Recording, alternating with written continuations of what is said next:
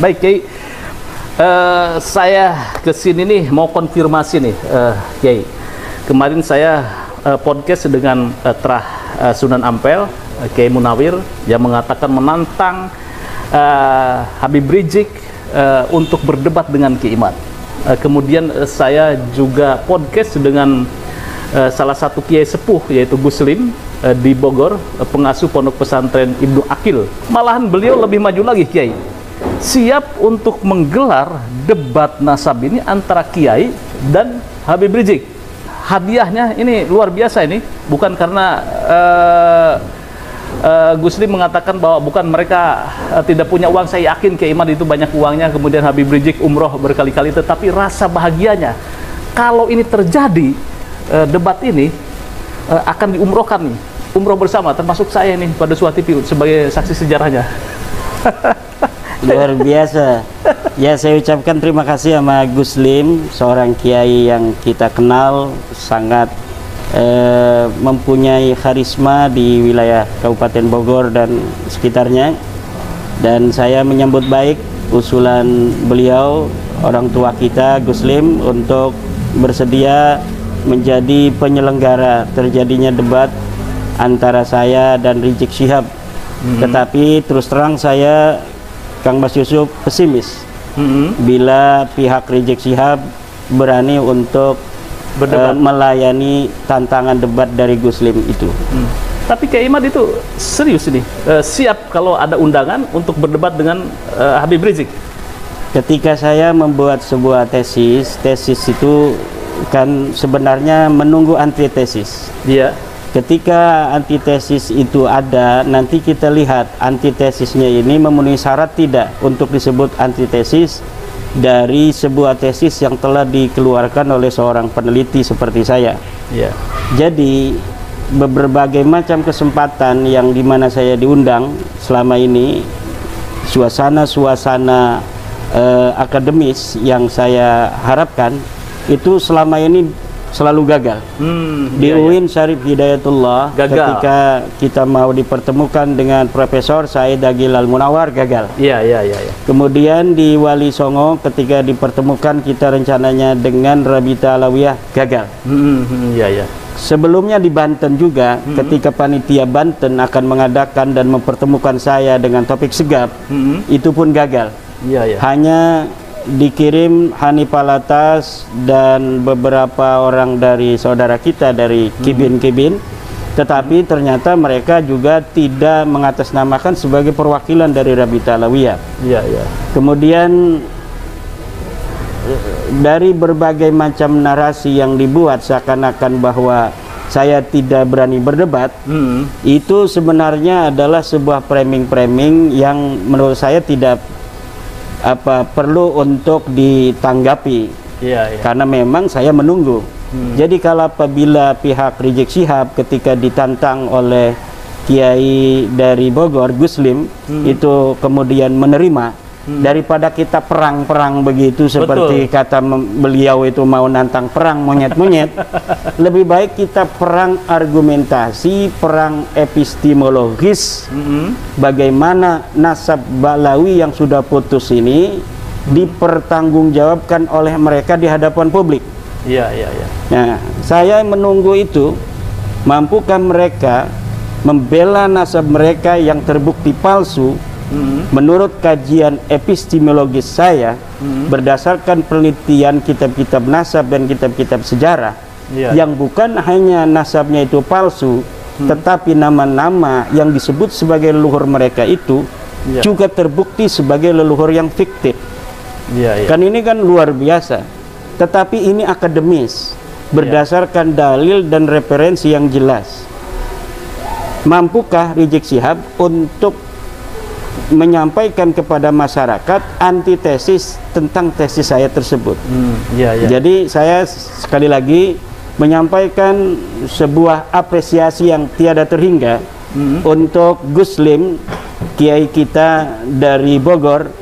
Apabila betul dari pihak Rizik Syihab itu menerima tantangan dari Gus Lim itu, insya Allah saya akan datang. Siap Kiai Imad ya? Siap. Iya, ini saya konfirmasi nih. Saya catat ini tebal-tebal. Kiai Imad siap untuk berdebat dengan Habib Rizik Syihab yang akan digelar di Pondok Pesantren Ibnu Agil. Ini kita harapkan ini bisa tergelar.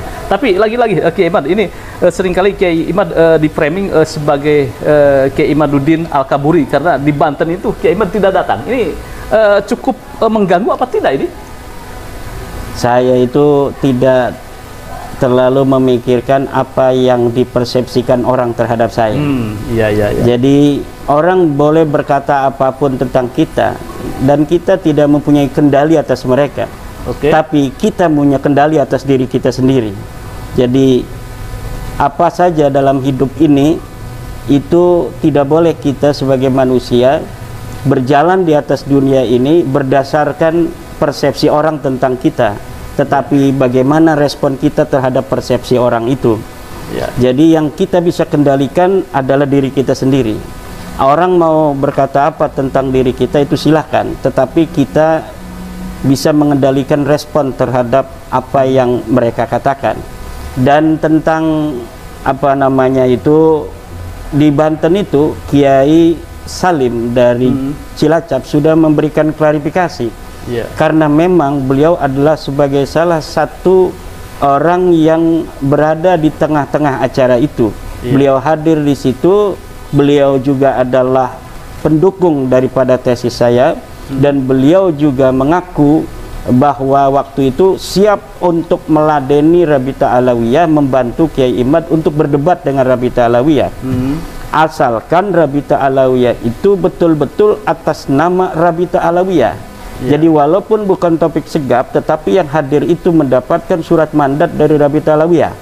Tetapi ketika Kiai Salim menanyakan bersama Gus Ajus Jazuli, dan waktu itu masih ada Tengku Qori. Waktu itu ya. Iya, masih ada Tengku Qori. Halo Tengku.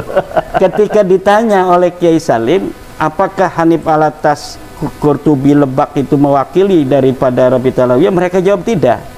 Nah, kalau tidak mewakili atas nama Rabita Alawiyah, sedangkan acara itu diadakan untuk mempertemukan saya dan Rabita Alawiyah, baik dengan Taufik Sigap langsung maupun dengan wakilnya, tapi ternyata kan Taufik Sigap sudah menyatakan. Jadi beberapa hari sebelumnya saya mendapatkan screenshot dari saudara saya Imam Ibrahim bahwa Taufik Sigap, Rabita Alawiyah tidak mau datang dan tidak mau mengutus wakil. Sementara waktu itu, tapi bisa berubah kan, beberapa hari itu kadang-kadang manusia itu pikirannya berubah. Itulah yang saya antisipasi, takut ada perubahan. Tiba-tiba mereka datang. Ketika kita nggak datang, tiba-tiba mereka datang. Akhirnya saya memberikan apa namanya semacam surat mandat. Karena itu juga diminta oleh Tengku Qori, bahwa Kiai agar ada sebuah kenang-kenangan buat saya dalam hidup saya merantau ke Jawa ini, bahwa saya pernah membela Kiai, membela nasab Rasulullah. Tolong bikinkan sebuah surat mandat atas nama saya, dan beberapa perwakilan lainnya akan saya laminating dan akan saya pajang katanya di tembok sebagai kenang-kenangan dalam hidup saya. Saya penuhi permintaan Tengku Qori itu. Saya membuat dengan tangan saya sendiri. Beberapa nama yang bersedia. Jadi saya belum kenal dengan Kiai Salim, saya belum kenal dengan Gus Ajis Jazuli, tetapi mereka sudah ada komunikasi melalui alat komunikasi bahwa mereka mendukung saya dan siap untuk bersama Kiai meladeni perwakilan Rabita Alawiyah yang ada di Banten. Kemudian ketika ditanyakan pihak Rabita Alawiyah atau yang hadir itu oleh Tengku, apakah Anda mewakili dengan Kiai Salim dari Rabita Alawiyah, ternyata mereka tidak mewakili. Maka Kiai Salim mundur. Kiai Salim mundur, tidak mau, maka di situ hanya ada Tengku, ada Ajis Jazuli, Gus Ajis, dan satu lagi. Dan akhirnya ya itu terjadi debat kusir. Yang paling terkenal Diam. Nah, Diam itu sekarang jadi channel itu, channel Diam Saudara kan ya. Baik, ini kita bongkar sejarah apa tentang debat nasab. Baik, oke. Kemarin itu kan juga Habib Hanif dan kawan-kawan ya, Rumel Abbas juga membuat buku itu, jawaban mengokohkan bahwa nasab, keabsahan nasab Balawi. Kemudian Kiai Imad pun memberikan sebuah jawaban dengan buku yang tidak kalah tebalnya, malah lebih tebal Kiai Imad. Yeah. Nah, ini pesan moral apa yang ingin Kiai sampaikan kepada netizen atau kepada akademisi? Kita sudah memiliki preseden terhadap gaya Balawi dari buku-buku kitab-kitab yang kita baca di dalam sejarah Balawi, bahwa sejak dulu gaya-gaya mereka itu tidaklah terlampau berbeda dengan gaya zaman sekarang. Bagaimana skandal ilmiah yang dibuat oleh Ali As-Sakran yang menyebut nama ulama-ulama sebelumnya, yang banyak sekali dalam kitabnya Al-Burqatul Musyiqah, bahwa nasab mereka sebagai seorang sayyid itu sudah dilegitimasi oleh ulama-ulama masa lalu, dan disebutkan di situ oleh Ali As-Sakran nama-nama ulama.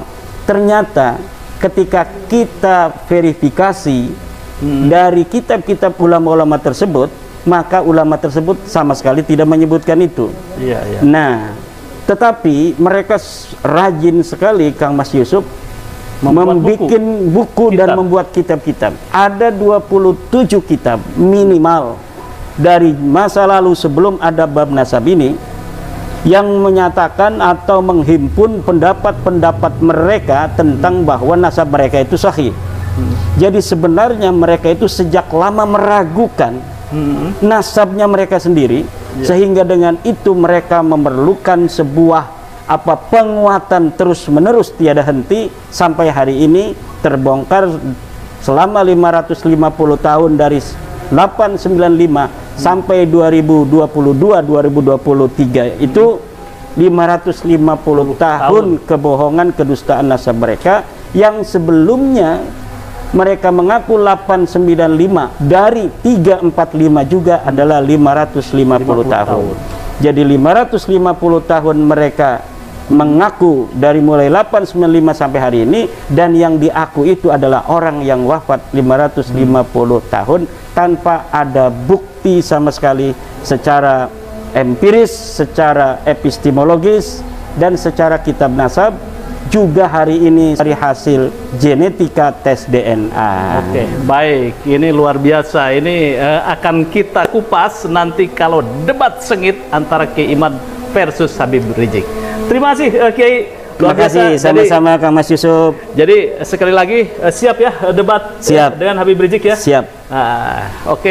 Bagaimana dengan Pak Habib Rizik? Siap kan untuk berdebat dengan Kiai Imad?